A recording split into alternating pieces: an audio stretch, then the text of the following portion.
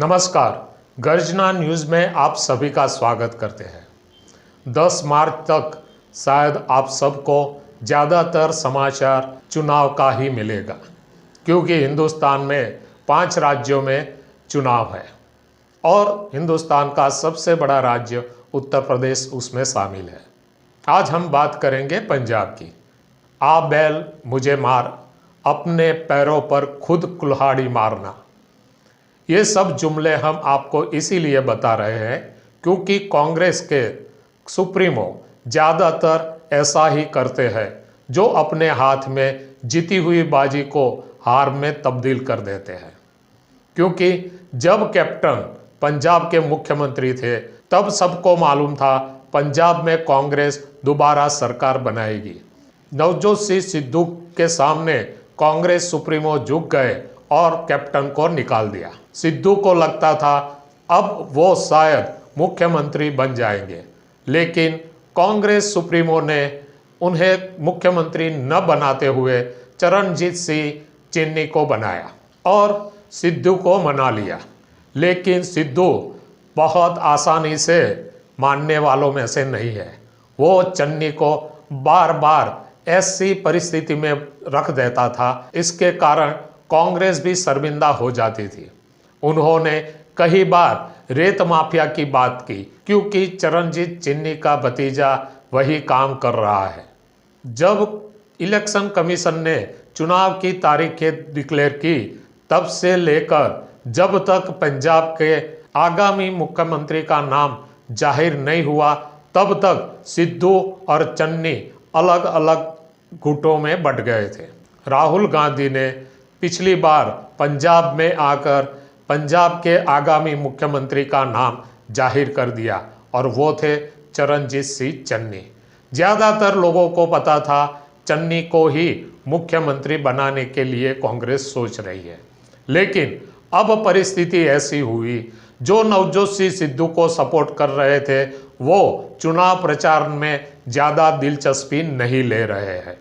इसके कारण कांग्रेस को तकलीफ होने वाली है। अगर कांग्रेस सुप्रीमो ने रिजल्ट के बाद पंजाब के मुख्यमंत्री का ऐलान किया होता तो शायद इतनी तकलीफ नहीं होती, लेकिन नवजोत सिंह सिद्धू चन्नी को बार बार इतना परेशान करते हैं, वो शांति से चुनाव में प्रचार भी नहीं कर सकता। सिद्धू धीरे धीरे कांग्रेस नेतागिरी पर भी आक्षेप करने लगा है।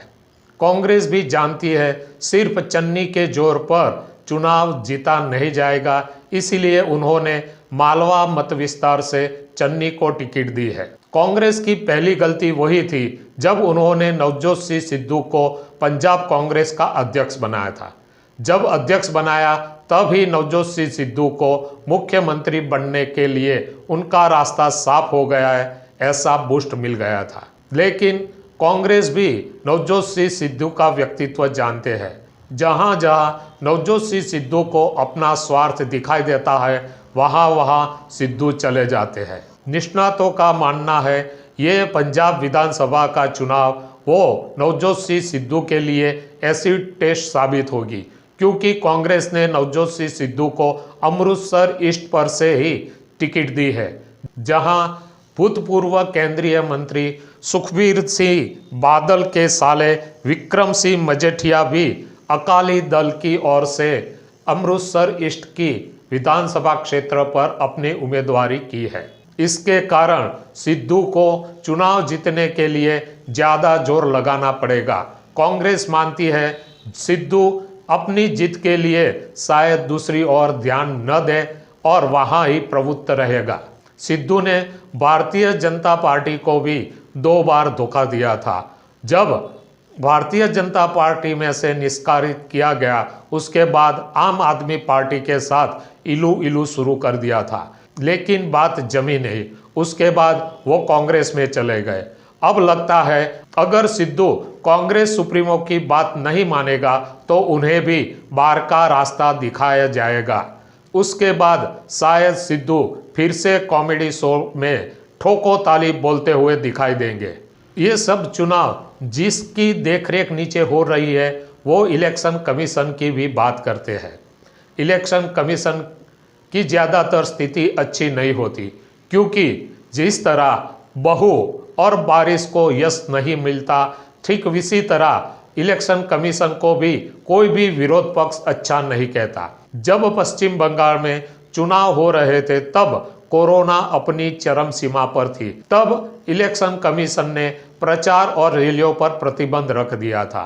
तब सब विरोध पक्ष कह रहे थे कि चुनाव आयोग सरकार के निर्देश अनुसार चल रहा है। अब जब उत्तर प्रदेश में चुनाव होने वाले थे तब ओमिक्रॉन के कारण चुनाव आयोग ने थोड़े निर्देश कड़क बनाए थे। तब भी चुनाव आयोग ने रैली के लिए परमिशन देने की मना कर दिया था। तब भी विरोध पक्ष ने हाय हल्ला मचा दिया था। अखिलेश यादव ने कहा, अगर रैलियां नहीं होगी तो बीजेपी को फायदा होगा। मतलब चुनाव आयोग जाए तो जाए कहाँ। ईश्वर अगर मना करता है तो भी तकलीफ, अगर रैलियां करने देता है और कोरोना के केस बढ़ जाते हैं तब भी प्रॉब्लम होता है। इसीलिए हमने कहा चुनाव आयोग की परिस्थिति बहू और बारिश के जैसी है, किसी को भी जश्न नहीं मिलता। अब तो 10 मार्च का इंतजार है, क्या होता है। धन्यवाद।